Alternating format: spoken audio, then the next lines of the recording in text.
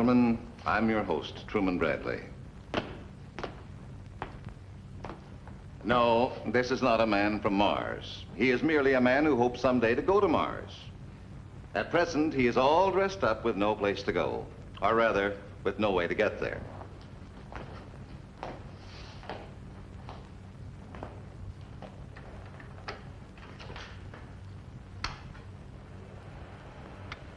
This is Mars as photographed through one of our largest telescopes. Will man someday succeed in reaching Mars? And if so, what will he find? Let's ask an astronomer who has actually observed Mars to tell us about our neighboring planet. This is Dr. Robert Richardson of Mount Wilson and Palomar Observatories. How do you do, Doctor? How do you do? Won't you be seated, please? He has written many articles on astronomy and is the author of this recent book, Exploring Mars. Tell me, Doctor, how far is Mars from the Earth? It varies, Mr. Bradley, from around 35 million miles up to 248 million. This year, Mars makes one of its closest approaches to the Earth. In your opinion, Doctor, is there life on Mars? There is evidence of plant life. Mars has large blue-green and gray-green areas that change color and shape, just as vegetation on Earth changes from season to season. How about animal life? It's difficult to see how animal life, as we know it, could exist on Mars. The atmosphere of Mars is thin. It contains very little oxygen. Dr. Richardson, could human beings survive on Mars? They could, with pressure suits to provide oxygen and protection from the severe cold. But it won't be easy. Life on our own familiar Earth is sometimes difficult. The task of adapting to conditions on a strange planet might impose severe physical and psychological problems. I'm sure, though, that this will not keep men from trying to get there. Do you think human beings will reach Mars in our lifetime? The unmanned satellites may help answer some questions of the why and how of space travel. Some experts believe man could be in space in from 20 to 50 years. A few think it might even be sooner. Well, thank you very much, Dr. Richardson. Might it be sooner? That possibility is the theme of our story.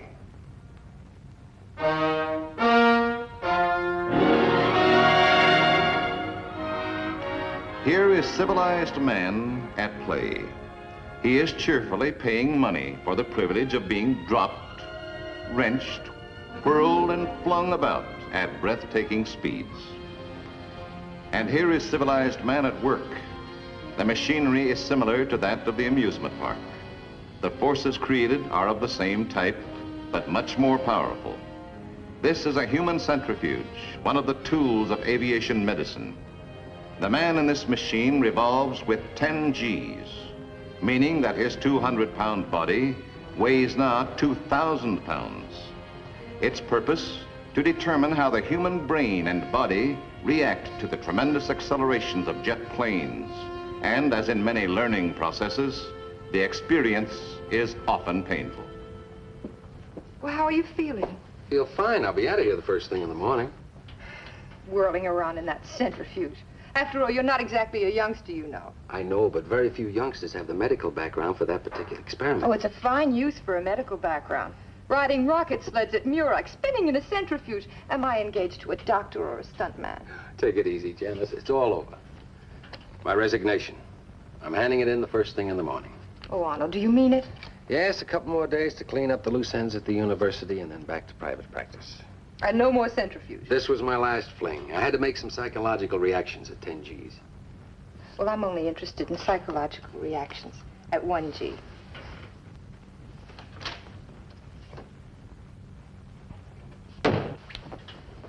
Telegram. The charge nurse thought it might be important. Thank you, Miss Williams.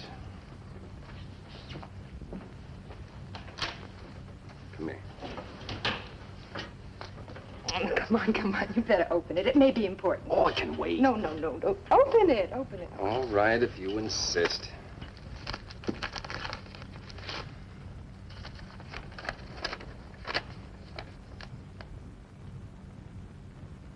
Is it bad news? Oh, but I have to be in Washington Wednesday for a conference. For a conference? On what? I don't know. Maybe I better leave in the morning. It's from Everett Sturgis, Under Secretary of Defense. It's an absolute fact, Dr. Bryan. The technical details have all been worked out. It's incredible. Space travel within 3 years. The new rocket fuel our scientists developed has set our calendar ahead at least 10 years. This fuel can send a manned spaceship to Mars and return. That's why we sent for you to head Project 44. You'll be given 1 year to give a definite answer to this question. Can man go into space and survive? That's a tough question to answer, this side of space. Before that year is up, you'll probably be getting useful data from the artificial satellites. And if we find out that man can survive in space? Construction will be started immediately on that spaceship. You will select and train a group of scientists for the first expedition.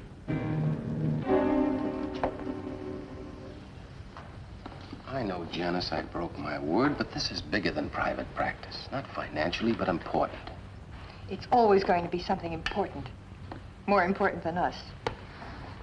But this is important to us.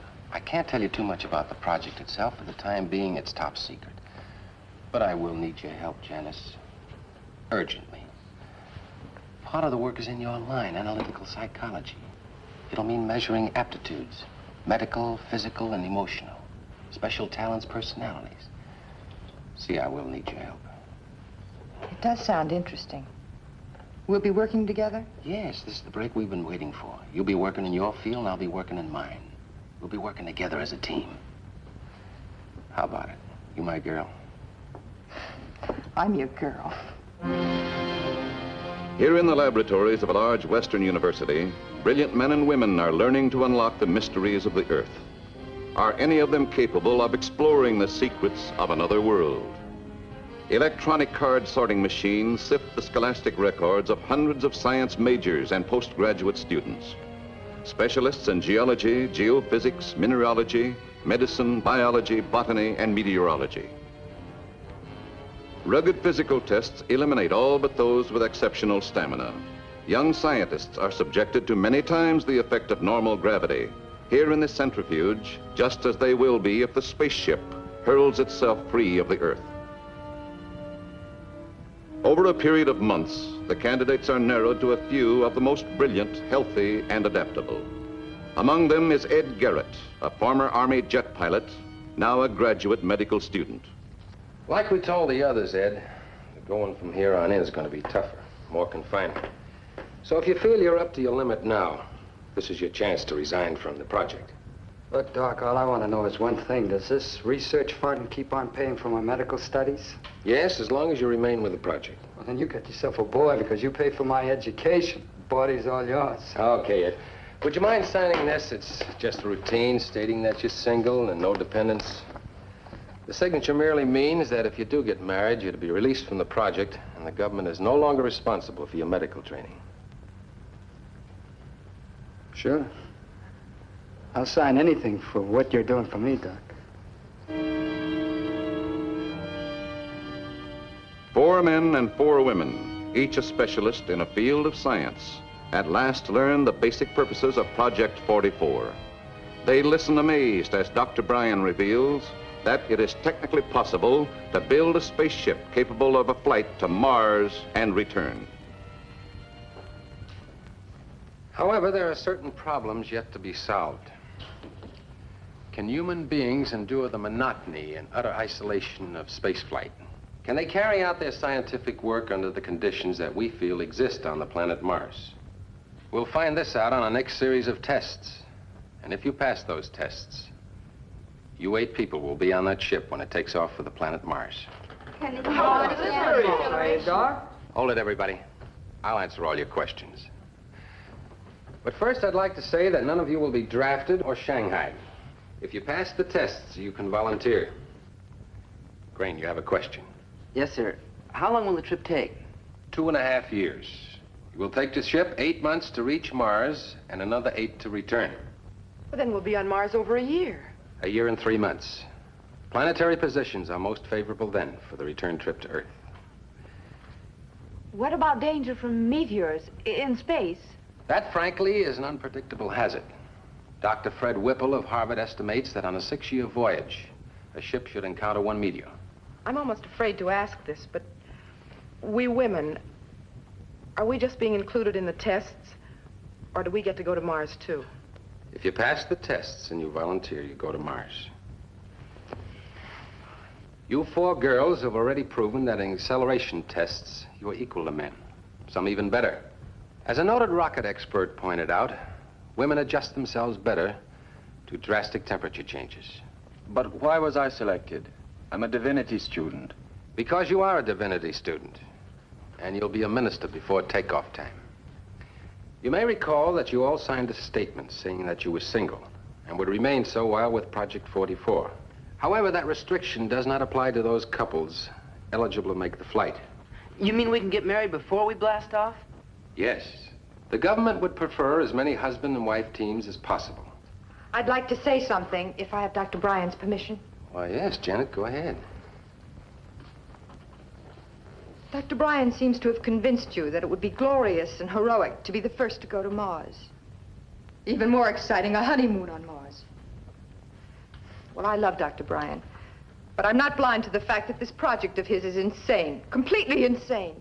You're young, you're intelligent, you have a whole wonderful, useful future ahead of you, right here on Earth. Don't throw your lives away. If you do, you won't be heroes. You'll be fools and lunatics. Janice, please. Let me finish, Arnold. I'm not going to have anything more to do with this idiotic scheme. I won't share the guilt for what's going to happen. You can go if you want to. I won't try to reason with you. But I'm through. Janice, listen. I'm not going to Mars. I'm not permitted to go. I'm sorry to say, but those are my orders.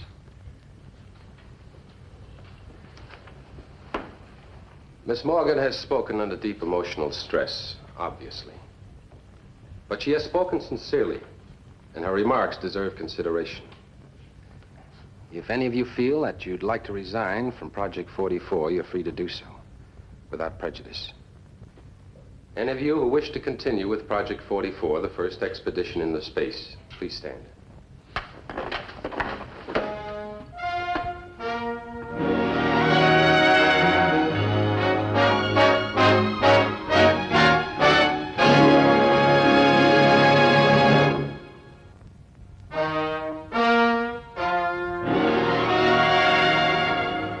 Before an actual spaceship is constructed, Dr. Arnold Bryan must determine whether human beings can survive in space, and then convey his findings to the Scientific Research Board.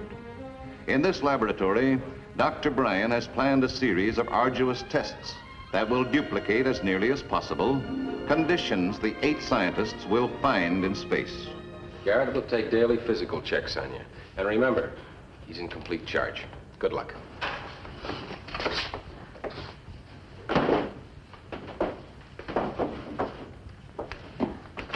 Start the test.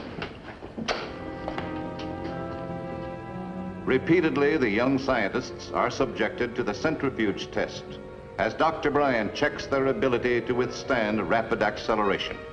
She really blacked out. How many on the machine? 6.5 Gs. I can't understand. She's taken as many as 12 Gs without blacking out. Beats me, Doc. How long have we been here, Hicks? 8 days, 6 hours, and 45 minutes. You know, reminds me of a time a friend of mine and I, we went up to his dad's cabin. Look, you've told me that 3 times. Crane. I don't mind your using my razor.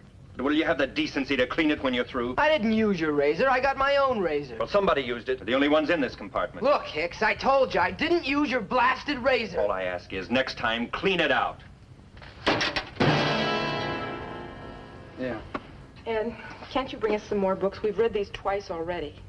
Technically, we're out in space. Where will I get any books? I wish I'd brought some with me. This is a test, remember? You don't think they're going to let us bring books to last 8 people 16 months in space, do you?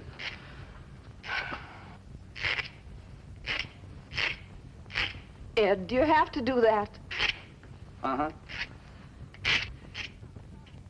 Can't you take it outside?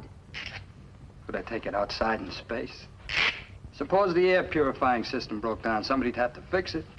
Probably sound something like this. Oh, I just can't stand it. This sound cuts right through me. How easy, Sylvia. Don't you touch me. Come on, Sylvia. You better lie down.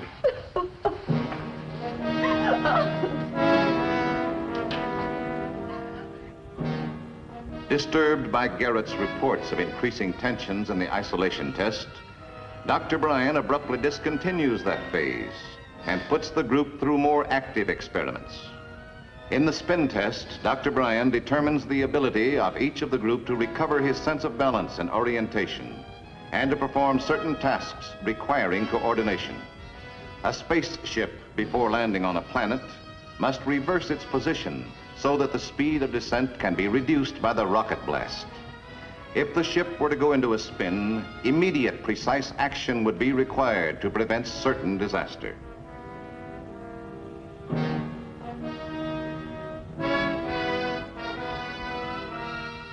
Hicks must perform certain operations in a definite order and within a limited time, simulating the corrective procedures in a spaceship that is out of control.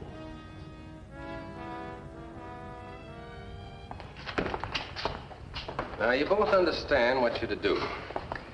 When the alarm sounds, we put on our helmets, then check the source of the leak and repair the damage. Yes. Now, remember, when Garrett hits that decompression switch, the air in this tank will flow to the vacuum tank on the outside. Within seconds, the pressure in this tank will drop to the atmosphere at about 60,000 feet.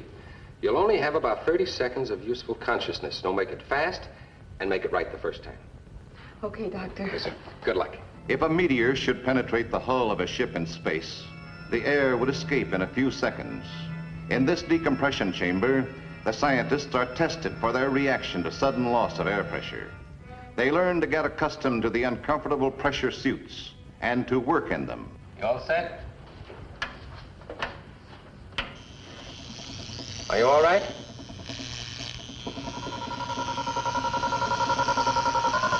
All right, go ahead.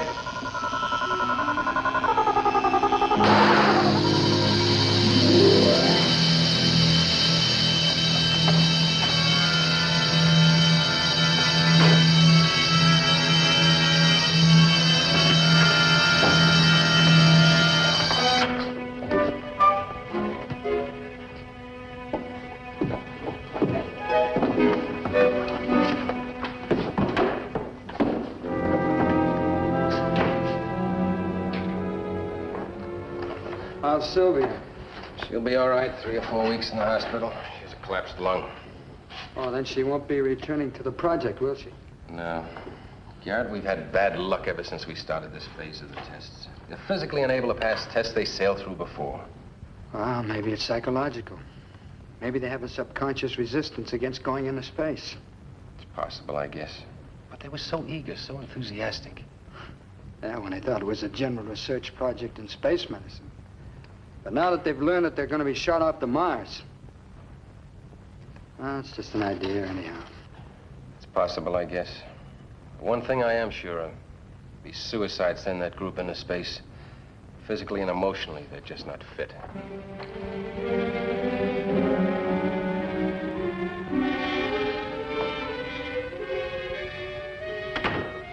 Janice.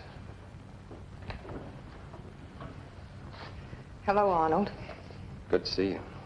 I didn't think you'd even talk to me after my dramatic exit. Oh, forget about that. Sit down and tell me what you've been doing.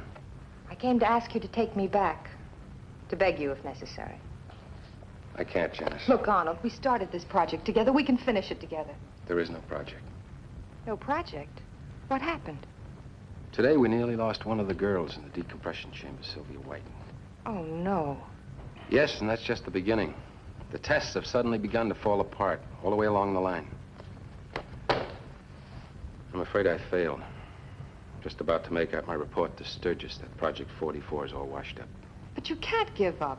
Not after all these months. Well, what else is there to do? I can't keep spending their money and wasting their time.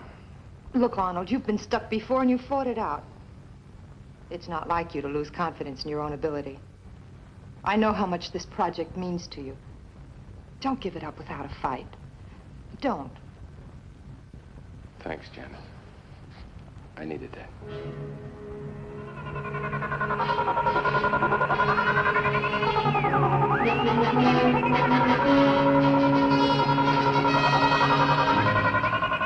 The same night, Dr. Bryan examined all instruments and control boards and arrived at an unexpected conclusion. His next stop was Garrett's apartment.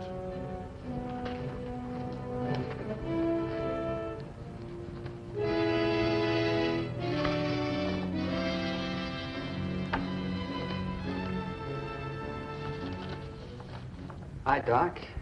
You sort of startled me for a minute. The landlady let me in. This is sort of high-handed of you, isn't it, Doc? I suppose it is, but something had to be done. Those tests, they just fell apart too suddenly, and I had to find out why. I had to find out if someone was making him fail. And you must admit you're a logical suspect. You were the major factor in all those tests. Well, why didn't you come to me? Why didn't you ask me? I've already read it. Clears up a lot of things. All right, you found out I was married. Is that a crime? You signed a false statement. You claimed you were single and no dependents, and yet you were married and had a wife and 2 children. Okay, I got married in Germany when I was still in the service. Well, it's not on my Army record. I neglected to tell my CO. Look, it was the only way I could finish my medical studies and still have enough money left to send for my wife and kids. After the project was over, I figured I could still have enough left to send for them and start my practice. Otherwise, it'd take me 3-4 years. I wouldn't go through a man's personal mail just to check on a little thing like that. But a girl was pretty near killed today in the decompression chamber. Her helmet was tampered with. I also talked to the others, and their stories don't quite jive with the reports you sent in on the isolation tests. And then those sudden failures of the centrifuge test, it just didn't make sense. So I checked the machines and took the tests myself tonight, the centrifuge test, and I blacked out. Then I checked the gauges, and I found out they were changed. All right. What's the use, huh? Sure, I doctored the reports. I doped their rations so that they would be irritable and lose weight. I did everything I could to make them sore at each other without blaming me. I even rewired the centrifuge, so when I ran it, I gave him 14 Gs. But I wrote it down as 6. And Sylvia's helmet? Yeah. You know, you might have killed her. I didn't think it would be that serious. I just wanted to scare all of you. I wanted you to call the project off. You ruined a project just to save yourself from exposure. Listen, don't you understand? I couldn't go on any 3-year journey into space. Not with a wife and 2 kids overseas. I'm their sole support. I was trapped. There was nothing else I could do.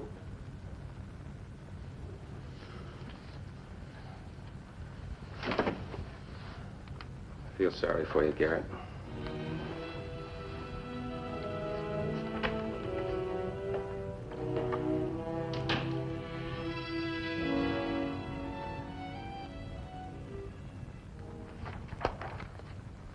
This is the answer we'd hoped for, Dr. Bryan. On the basis of these final tests, there's no doubt that this group can go into space. You've done an excellent job, both of you. Thank you, sir. Thank you. It's amazing that only 2 of the original 8 were disqualified. However, I heartily approve of the replacements. Construction will begin immediately on the spaceship. And with you 2 aboard, I am confident that the first expedition to Mars will be a success.